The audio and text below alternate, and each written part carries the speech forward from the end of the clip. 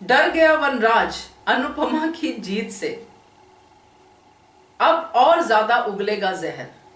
नमस्कार दोस्तों, स्वागत है आपका आपके अपने चैनल हंग्री स्पिरिट्स में। हंग्री स्पिरिट्स देख रहे सारे दर्शकों का मैं अंजू शर्मा दिल से स्वागत करती हूँ।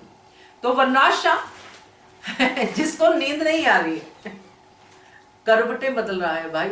जीत अनुपमा की हुई है, डर इसको लग रहा है कि कहीं अनुपमा इंडिया ना आ जाए। पहले तो अनुपमा बिना जीत के जो है उसका काम बिगाड़ती थी, अब तो जीत के आएगी, सेलिब्रिटी बन के आएगी, तो वनराज शाह का क्या हाल होगा।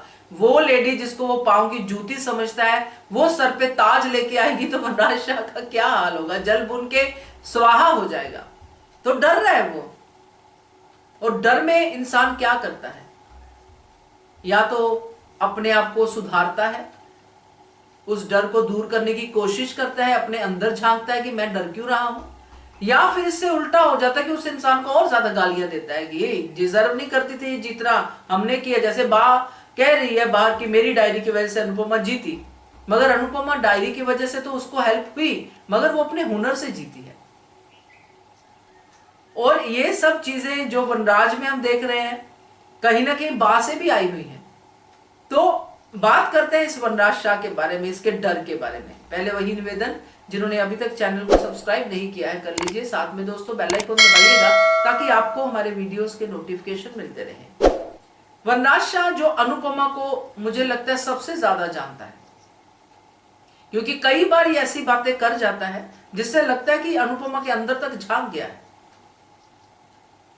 आखिर इतना लंबा सफर इन दोनों ने इकट्ठे तय किया है, तो आज वनराज शाह क्यों डरा हुआ है? क्योंकि उसको अनुपमा की ताकत का अंदाजा है।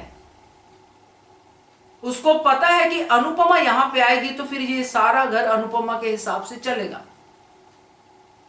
और अब तो बा भी अनुपमा अनुपमा कर रही है, मेरी बेटी देखा ना कितना अच्छा सीन था। वो प्रेस वाले आते हैं, वो सब चीजें, वहां पे भी वनराज शाह अपना डर ही दिखाता है कि संभाल पाए अपनी जीत को, तो ऐसा वैसा बोलता है। बट पॉइंट वही है कि वनराज शाह इस डर के बाद, क्योंकि जो इगोइस्टिक लोग होते हैं ना, अगर वो डरते भी हैं तो अपना डर दिखाते नहीं है, उस डर को कवर अप करने के लिए वो और ज्यादा ईगो दिखाते हैं। वही वनराज शाह करेगा, अपने इस डर को और ज्यादा कवर करेगा और ज्यादा अनुपमा के खिलाफ बोलेगा। मगर यहां पे अनुपमा के साथ बहुत सारे लोग हैं, अब तो गली मोहल्ला भी अनुपमा के साथ है। तो ये जो आज की जो कड़ी थी जिसमें वनराज शाह सो नहीं पा रहा था, और काव्या ने कहा भी कि किसी की खुशी में खुश होगे तो सो पाओगे। सही कहा काव्या ने। काव्या सुधर गई भाई, इतनी सुधर गई है कि क्या ही कहना। और वनराज शाह को अभी तक समझ नहीं आई है, इसलिए भी नहीं है क्योंकि वो खुश होना ही नहीं चाहता अनुपमा की खुशी में। हर बार अगर वो खुश हुआ है तो उसके पीछे उसका कोई मकसद रहा है, और अब वो किसी भी हालत में नहीं चाहता कि अनुपमा इंडिया वापस आए। मगर अनुपमा इंडिया वापस आएगी,